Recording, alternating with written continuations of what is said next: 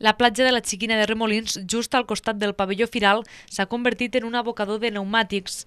Com mostren aquestes imatges, fa dies que en aquest espai proper al riu Ebre s'acumulen més d'una dotzena de pneumàtics usats que algú ha degut abocar-hi deliberadament. L'accés a la platja fluvial és relativament senzilla per a aquesta zona, ja que es pot arribar en vehicle fins al mateix pavelló firal i a la petita zona d'aparcament que hi ha just al darrere del recinte, a tocar del baixador cap al riu. Una veïna ha denunciat este abocament il·legal, tot advertint d'este atemptat contra el medi ambient. Segons l'Agència de Residus de Catalunya, al país es generen cada any unes 40.000 tones de pneumàtics fora d'ús, que estan classificats com a residu no perillós. Principalment tenen dos orígens. Hi ha els que provenen de reemplaçar els pneumàtics usats d'un vehicle, però també els que generen el procés de desballestament d'un vehicle fora d'ús. La legislació sobre la gestió de pneumàtics fora d'ús atribueix la responsabilitat als fabricants o importadors, que facturen als distribuïdors el cost de la valorització de cada pneumàtic.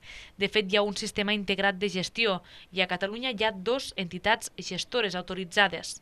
Finalment, el distribuïdor o punt de venda ha de facturar el mateix import a l'usuari final per este concepte de gestió del residu.